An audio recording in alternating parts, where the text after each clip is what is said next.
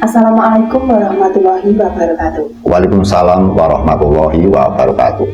Teman-teman, pada malam hari ini kita berjumpa dengan Mbah Gendil Joko Montro. Tentunya kita akan membahas satu hal yang insya Allah bermanfaat bagi kita semua, yaitu terkait dengan mencari rezeki jalur Tuhan. Teman-teman, sebelum kita lanjut ke pembahasan, bagi kalian yang baru bergabung, jangan lupa subscribe supaya kalian tidak ketinggalan video-video terbaru dari Mbah Gendil Joko Montro. Jadi langsung saja teman-teman, pada hari ini memang sangat sulit sekali mencari ekonomi di bidang apapun, sehingga banyak sekali yang curhat dengan saya, curhat dengan Mbah Gendil terkait bagaimanakah cara mencari ekonomi yang mudah tetapi tidak melanggar jalur-jalur ketetapan Tuhan. Untuk itu teman-teman, pada hari ini kita akan langsung membahas dengan Mbah Gendil Joko Montro. Jadi gimana Mbah caranya kita mencari rezeki atau mencari ekonomi melalui jalur-jalur Tuhan, Mbah, namun secara cepat dan akurat gitu. Teman-teman yang saya hormati, pada zaman sekarang atau pada saat ini kita tahu bahwa masyarakat sangat susah sekali, adanya sulit untuk mencari pekerjaan dan sulit untuk mencari rezeki. Banyak para pedagang baik kaki lima atau yang lain, mereka bermodal besar atau bermodal kecil, modalnya sampai habis, namun semakin lama dagangannya semakin menipis atau semakin surut. Sehingga dengan hal tersebut otomatis si pedagang pasti berpikir kecil, artinya rendah diri, atau takut kalau nanti akan menjadi orang yang miskin atau orang yang tidak bisa makan atau orang yang tidak mampu atau tidak siap untuk menjalani kehidupan ini. Bahkan tadi kita juga mendapatkan WA yang isinya mereka berdagang, mereka kontrak, dagangannya habis, dia tidak bisa jualan. Mereka malah izin kepada saya ingin bunuh diri saja, ingin menyusul kepada istrinya yang meninggal, karena mereka punya anak satu perempuan yang sekolah. Jangankan untuk biaya sekolah, untuk makan saja hari-hari juga kebingungan. Bertahun-tahun mereka bekerja, bertahun-tahun mereka berjuang demi kehidupan, namun tidak punya simpanan, tidak punya tabungan, dan tidak punya barang-barang yang berharga. Justru malah mereka merepotkan kepada keluarganya, merepotkan kepada orang tuanya. Setiap usahanya bangkrut, mereka pasti minta bantuan atau utang kepada orang tuanya, sehingga mereka merasa jengkel. Dengan hal ini kita akan berusaha untuk mengupas tuntas. Kita mencari kiat-kiat, karena kita itu manusia hidup, kita berhak berkewajiban untuk berusaha. Tuhan yang akan menentukan cara-cara mencari rezeki yang jelas, semua berdasarkan dengan pekerjaan dan pendidikan. Sehingga kita masuk akal saja, orang kaya, orang lancar, orang yang berhasil atau sukses itu berdasarkan yang pertama adalah pendidikan, yang kedua adalah pengalaman, yang ketiga adalah skill atau bakat atau keahlian, kemudian ditambah dengan keyakinan memohon kepada Sang Pencipta Alam, Tuhan yang Maha Esa, dan bisa kita sebut Allah Subhanahu wa Ta'ala. Sehingga kita akan berbicara yang tidak masuk akal, kita bicara dulu yang masuk akal. Dalam kita mencari harta, otomatis kita harus punya salah satu hal yang disenangi. Pekerjaan yang disenangi itulah yang nanti akan memperoleh hasil. Setelah pekerjaan itu dipilih salah satu, maka ditekuni, dipelajari, kemudian benar-benar setiap harinya mereka memproses apa dan bagaimana akan dibawa kemana pekerjaan ini.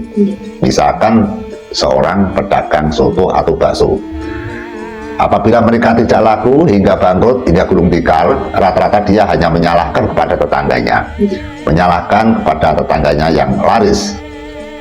Kalau tidak menyalahkan tetangganya, mereka merasa dijailin orang, mereka merasa diganggu orang, mereka merasa dikirimi hal-hal yang berbentuk kiriman, bisa kita sebut dengan sawatan atau kiriman benda-benda yang bertuah benda-benda yang bernilai gaib. Sehingga orang yang lagi sengsara, orang yang lagi miskin, orang yang lagi bangkrut, mereka rata-rata mencurigai kepada orang-orang yang menjahili. Dan itu belum tentu benar, kadang-kadang hanya prasangka saja.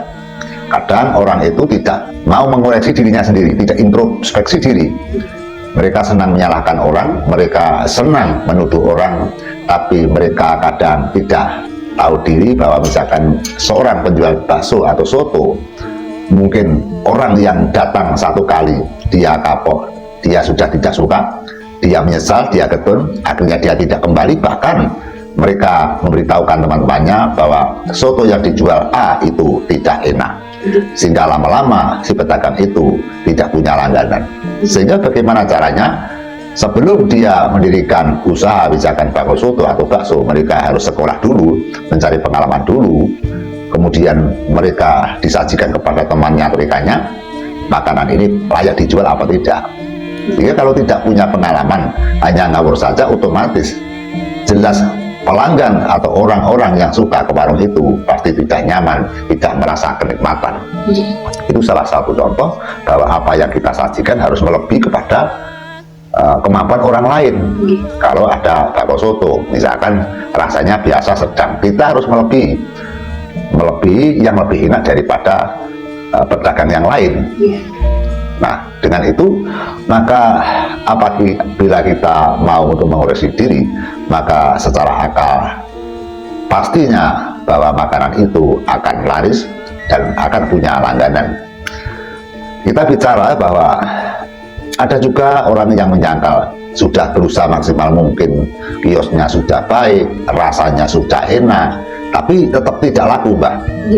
Apa sebabnya itu?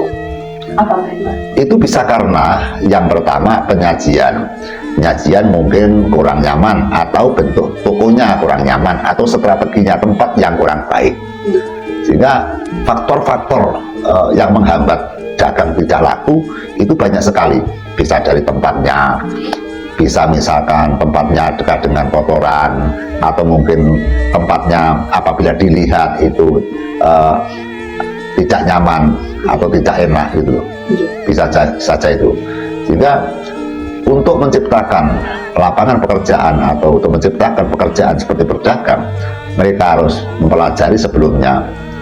Di samping kita mempunyai bakat yang lebih dan kita punya keahlian yang handal yang melebihi kapasitas orang lain, yang ketika mereka harus berbakat dagang, sehingga kalau orang tidak berbakat dagang, mereka akan merasa kecapean. Tapi kalau mereka bakat atau senang, walaupun tidak laku, mereka tetap senang saja. Kemudian kita bicara hal-hal yang berkaitan dengan kepaniranan. Artinya kita bekerja, kita mencari pekerjaan, tidak harus berdagang. Banyak sekali channel-channel yang ada di dunia ini, baik perkebunan, pertanian, perdagangan, bisnis, properti, dan sebagainya. Banyak sekali. Namun setidaknya kita harus belajar ke setiap bidang-bidang yang ada di dunia ini. Apakah seorang mediator atau berante, atau petani, atau pedagang, atau perwira swasta yang lain, kita harus benar-benar ahli. Setelah kita punya keahlian yang melebihi kapasitas orang lain, baru kita mencari hal-hal yang tidak masuk akal. Hal-hal yang tidak masuk akal tentu bisa kita sebut adalah gaib. Kalau kita berbicara dengan gaib, otomatis kita selalu membicarakan, mengandalkan keagungan, kelebihan, kedahsyatan dari Tuhan Yang Maha Esa, yaitu Allah Subhanahu wa Ta'ala. Sehingga banyak sekali kadang-kadang orang yang tidak begitu bekerja tapi ekonominya lancar. Ada lagi orang yang sama sekali tidak bekerja, namun mereka disenangi, punya relasi banyak, akhirnya mereka mendapatkan rezeki, diperintah orang atau dipercaya orang, sehingga mereka memiliki channel-channel rezeki yang begitu besar. Sehingga untuk mencari uang, otomatis kita harus bersama orang. Untuk mencari uang, kita harus berkumpul dengan orang. Kalau kita tidak berkumpul dengan orang, otomatis kita tidak mendapatkan uang. Dalam kita berkumpul dengan orang, apabila kita tidak dipercaya, apabila kita dibenci, apabila kita diacuh tak acuh sehingga orang-orang tidak peduli kepada kita, maka kita akan sempit untuk mencari rezeki, kita akan sempit untuk mencari uang. Karena kepercayaan itu sangat penting bagi orang-orang yang mencari rezeki atau orang-orang yang mencari harta. Kita melintas hal-hal yang berdekatan atau yang berkaitan dengan kepangeranan. Kita sebut pangeran artinya papan pangeran, artinya dununge Gusti. Artinya kita harus mengenal kepada Tuhan. Dalam pola kita mengenal kepada Tuhan, otomatis kita harus bertakwa. Kita harus jujur, tawakal, sabar, eling, dan waspada. Sehingga tidak semudah yang kita bicarakan bahwa kita mengenal Tuhan. Cukup kita beribadah, cukup kita berzakat, cukup kita bersedekah, cukup saja kita hanya mengandalkan ibadah-ibadah yang bersifat fisik. Itu belum cukup, karena bahwa mengenal Tuhan adalah hal-hal yang sulit kita prediksi dengan nalar, karena Tuhan tidak dapat kita lihat, Tuhan tidak dapat kita raba. Sehingga dalam pengenalan Tuhan, kita sehendaknya untuk menjalankan perbuatan yang baik, untuk menjalankan sembah bekti kepada Sang Pencipta alam. Kita kembali kepada titik permasalahan, yaitu kita bagaimana caranya agar kita hidup ini bisa makan, bisa tercukupi. Apa yang kita hendaki, Tuhan akan mengabulkan, Allah akan memberikan apa yang kita minta. Otomatis apabila kita agar diberi Tuhan, agar diridani Tuhan, agar kita selalu minta, selalu Tuhan akan memberi, maka kita harus mengenal Tuhan, kita harus mencintai Tuhan yang lebih di atas segalanya. Dalam kita cinta kepada Tuhan, otomatis kita harus menjalankan pendekatan. Dalam pendekatan kita memiliki keyakinan-keyakinan yang mungkin tidak sama dengan yang lain. Jadi keyakinan per orang selalu berbeda.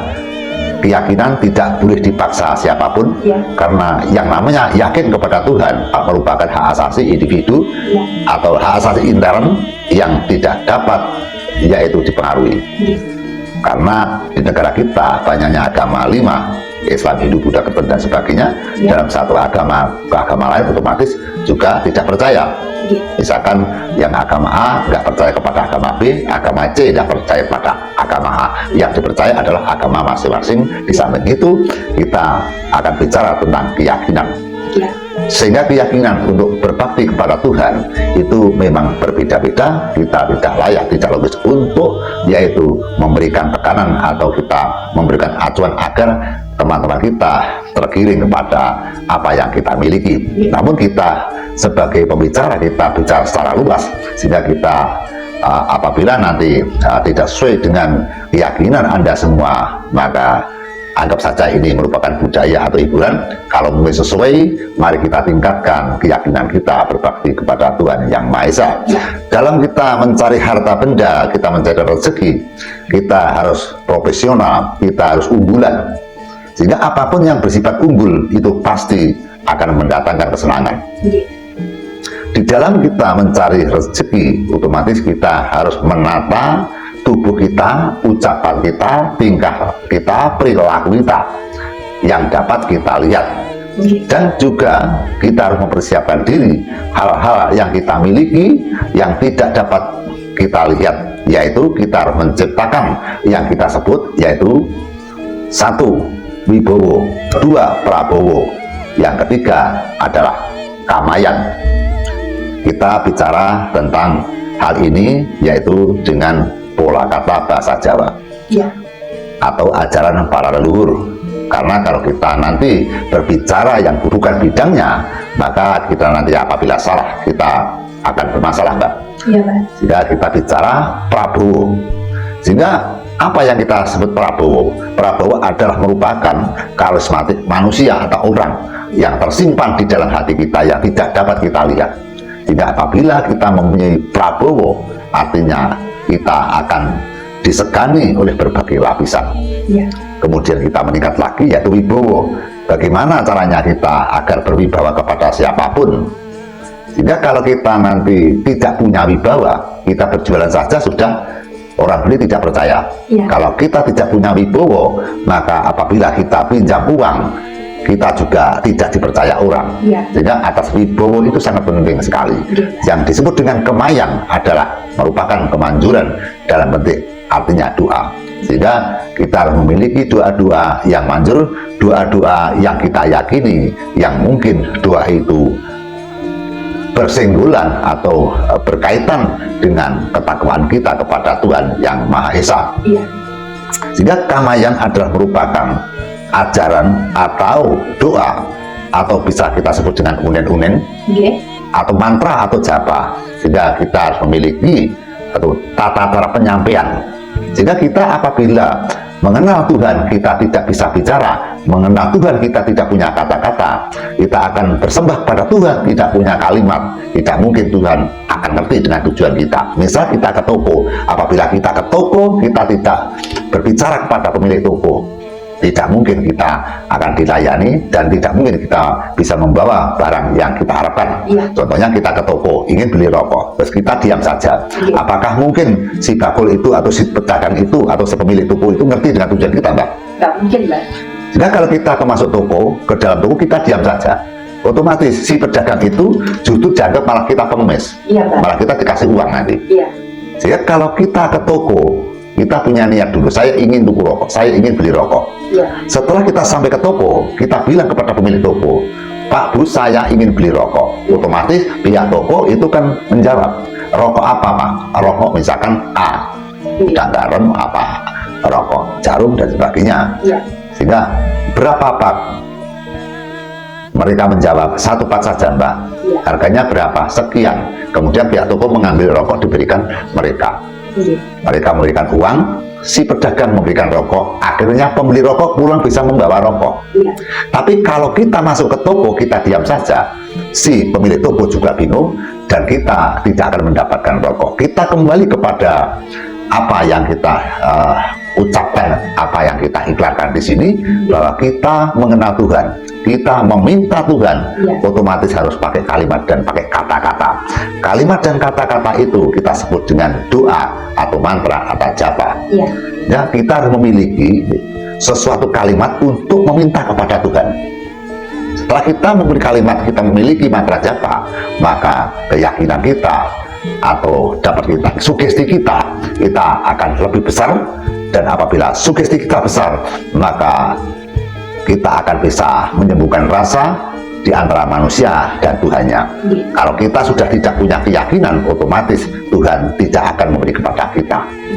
Sehingga di dalam kita untuk mengenal Tuhan, kita harus memiliki yaitu kalimat dan kata-kata yang kita sampaikan kepada Tuhan. Di dalam kalimat atau kata-kata doa tersebut, otomatis doa dan kalimat itu dibuih dengan sesuatu hal yang berkaitan dengan ibadah, yang berkaitan dengan ketakwaan. Apabila kita punya doa, kita punya mantra dan japa, tidak disembungkan dengan ketakwaan, tidak disembungkan dengan kepatuhan kepada Tuhan, maka doa itu, kalimat itu akan tambar, kalimat itu tidak sampai kepada tempat-tempat yang kita harapkan. Iya. Jika kalau misalkan orang Jawa, misalkan memiliki mantra japa atau doa, biasanya mereka dibeli dengan berpuasa, mereka dibeli dengan tirakat melek, mereka dibeli dengan perilaku yang baik dan sebagainya. Sehingga dengan itu maka orang yang ingin mencari kekayaan, mereka harus mengikat yaitu Prabowo, Wibowo, Kamayan, yang artinya doa atau amalan yang kita sajikan kepada Tuhan yang Maha Esa atau Allah Subhanahu wa Ta'ala. Jadi kamayan itulah nanti yang akan muncul, kamayan itulah yang akan memberikan pertolongan kepada kita lewat jalur-jalur yaitu kekuatan Tuhan yang Maha Esa yang diberikan kepada manusia. Sehingga Tuhan memberikan tidak secara langsung, Mbak. Sehingga Tuhan memberikan kepada manusia. Makanya kita kalau mencari rezeki pasti bersama manusia. Kalau kita mencari harta, kita menjauh daripada manusia, kita tidak dapat rezeki, tidak mendapat harta. Sehingga kalau sudah Prabowo, Wibowo, Kamayan sudah kita pegang, artinya Kamayan ada tata cara yang berkaitan dengan yaitu pengenalan pendekatan diri kepada Sang Pencipta Alam, kita sudah kemas, maka apabila kita punya tujuan, apabila kita bekerja, insya Allah Tuhan akan memberkati apa yang kita lakukan. Di samping itu, di dalam untuk mencari kekayaan, saya ulangi, di dalam kancah untuk mencari rezeki, kita harus memiliki yang kita sebut yaitu pangkat derajat. Jadi pangkat dan derajat harus kita pegang. Iya. Artinya pangkat bukan jabatan, artinya merupakan nama-nama kita yang baik, atau karisma kita yang baik. Kemudian derajat, artinya apabila kita ingin mencari rezeki sudah tidak punya derajat, artinya orang yang cemar, orang yang direndahkan orang yang yang dihina orang, maka di dalam setiap kita usaha, maka kita dikucilkan, kita dijauhi daripada orang-orang tersebut. Maka dari itu, di dalam kancah kita untuk mencari harta, yang penting kita adalah mempelajari hal-hal yang kita sajikan, yang kita tekuni, atau yang kita andalkan. Misalkan kita memiliki tujuan ingin misalkan bertanilah yang baik, kemudian berbuat baik kepada semua orang, terus kemudian meningkatkan ibadah yang andal, meningkatkan ketakwaan dan pengenalan Tuhan Yang Maha Esa. Di dalam kancah, di dalam kata mengenal pada Tuhan itu kalau dijabarkan banyak sekali, Pak. Banyak sekali. Kemudian yang terakhir adalah di dalam untuk mencari yaitu harta atau rezeki, kita harus yakin seyakinnya bahwa apabila kita berusaha semaksimal mungkin, maka Tuhan akan memberi. Sehingga kalau kita berbicara seperti itu kita ragu, maka kita di dalam keraguan kita sulit untuk menggapai cita-cita. Apabila kita ragu, maka kita juga diragukan oleh Tuhan. Kalau kita mantap, kita yakin, maka Tuhan akan mengirimkan berbagai tata cara kita agar bisa bekerja dan kita dengan mudah untuk menggapai rezeki, baik itu bersifat dari secara lahir atau bersifat secara batin. Kemudian yang kita tekankan pada hal ini, pada malam hari ini adalah mencari rezeki dengan jalur-jalur yang tidak masuk akal, atau jalur-jalur yang berkaitan dengan gaib, jalur-jalur yang berkaitan dengan kepangeranan. Banyak sekali orang-orang yang berbicara bahwa rezeki berasal dari kita, namun tanpa kita berdoa maka rezeki tidak akan datang. Itu bagi orang-orang yang punya keyakinan. Tapi juga ada orang, walaupun toh kita berdoa, walaupun toh kita beribadah, apabila kita tidak bekerja, maka tidak mungkin kita mendapatkan uang. Tapi sebenarnya selalu berkaitan di antara nyata dan tidak nyata, abad dan konkret selalu berkaitan. Sehingga apabila kita berusaha, kita tidak berdoa, atau kita tidak punya tujuan bersendiri, atau kita tidak memiliki keyakinan, maka sulit juga kita untuk mendapatkan rezeki. Karena kadang-kala kita misalkan mau mendapatkan rezeki, tiba-tiba gagal atau tiba-tiba itu tidak berhasil. Banyak sekali kejadian seperti itu. Hal yang diharapkan ternyata justru tidak mendapatkan hasil. Teman-teman yang saya hormati dan saya hormati, bahwa di era ini banyak sekali keluhan-keluhan dari teman-teman, hal-hal sulitnya untuk mencari pekerjaan dan sulitnya untuk mencari rezeki. Yang namanya untuk mencari rezeki itu biasanya atau sejak dulu sudah sulit. Hingga semenjak saya masih kecil, yang namanya mencari uang itu sudah sulit. Hingga sekarang pun juga sulit.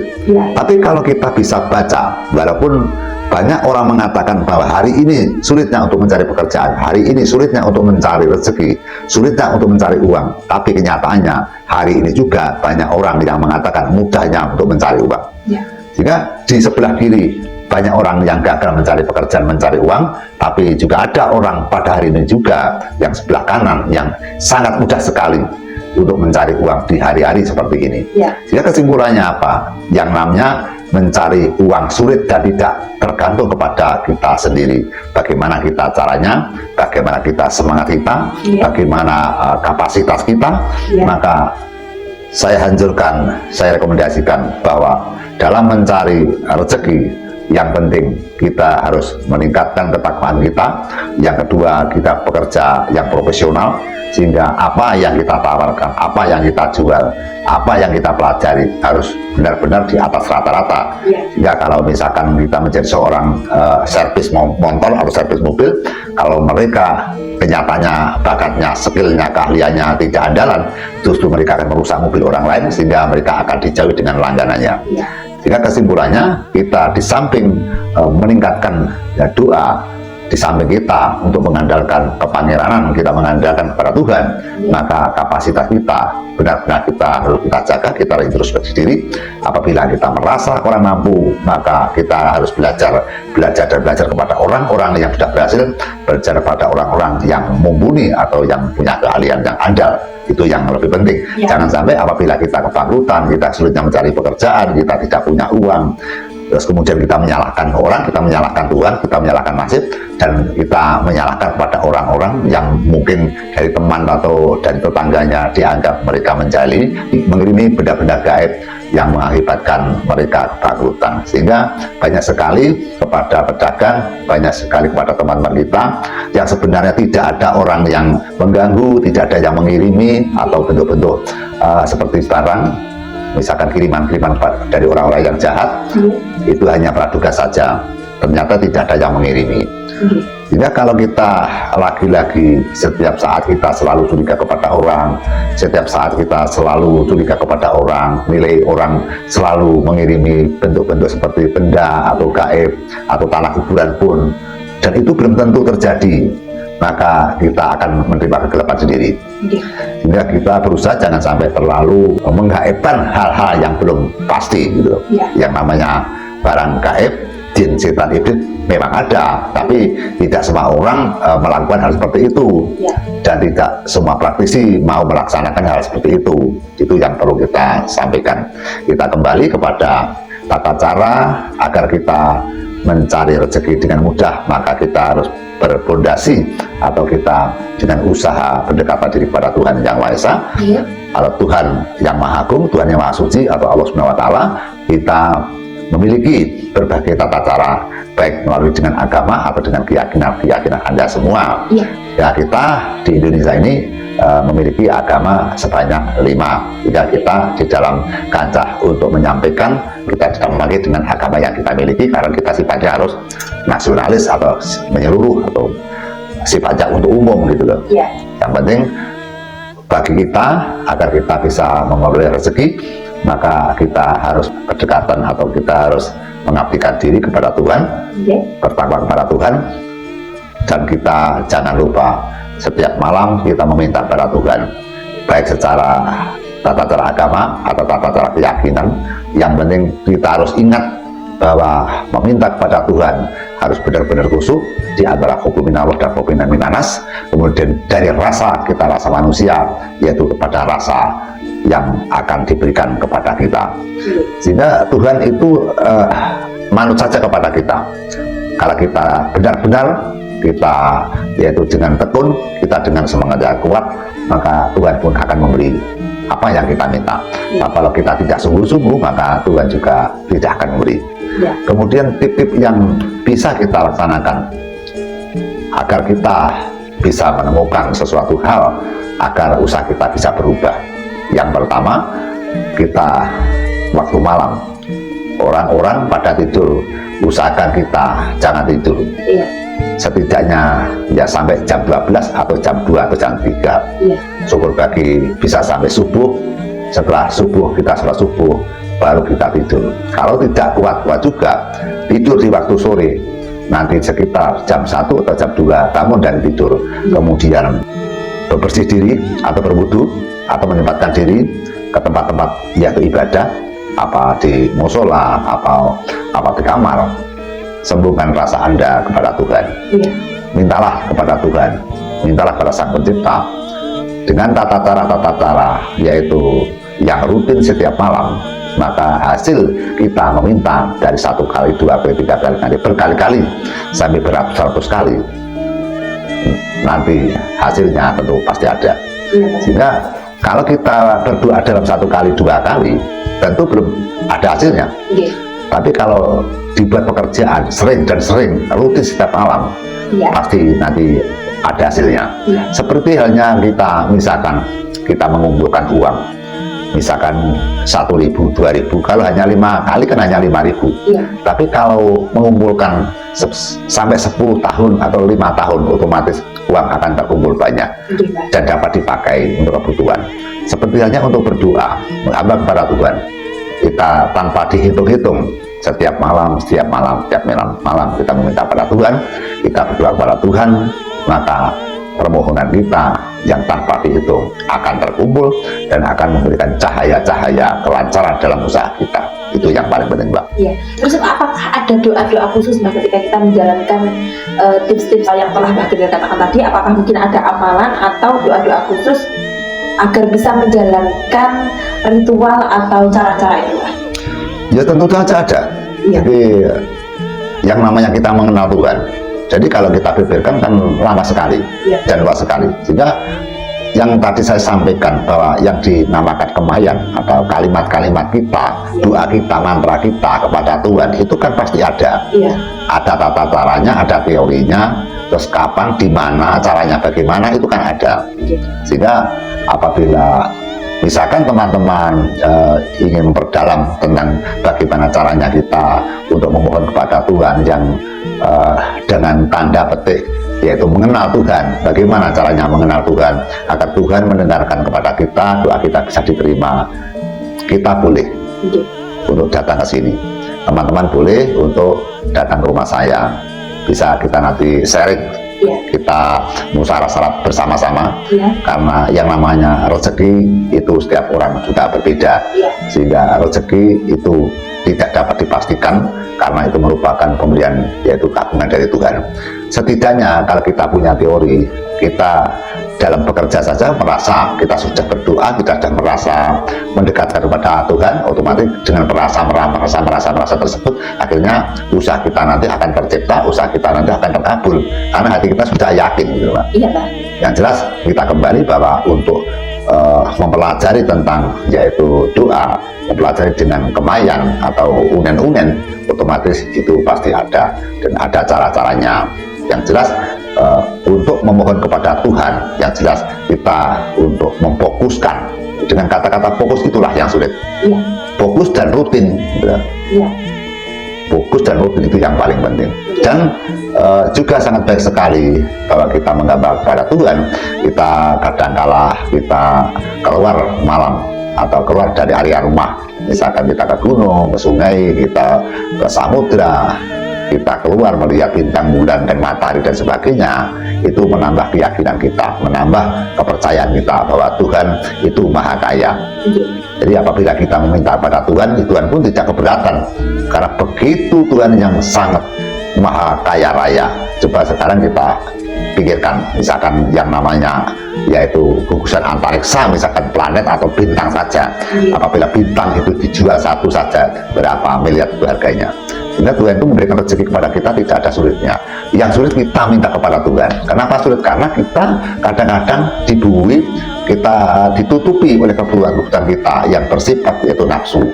Ya, kita yang dimaksudnya nafsu adalah kebanyakan orang-orang tidak mau kangelan, orang-orang tidak mau bersusah payah, tapi mereka hanya senang menerima, yaitu rezeki saja. Sehingga yang namanya rezeki harus diproses, seperti hanya kita berdagang, bertani. Kalau kita bertani, kalau kita tidak memberikan winih atau memberikan bibit, kemudian merawat, memupuk dan sebagainya, maka kita tidak panen. Seperti halnya kita memohon pada Tuhan, otomatis kita perlu proses-proses yang panjang. Sehingga di dalam agenda ini kita kapan-kapan nanti akan kita sambungkan lagi, karena kalau kita selalu membuka atau membeberkan dengan kiat-kiat hal untuk mencari rezeki, kita nanti dianggap sombong. Karena saya pun ini bukan orang kaya, Mbak. Saya pun juga orang kaya, bukan seorang yang sangat lancar rezeki, gitu loh.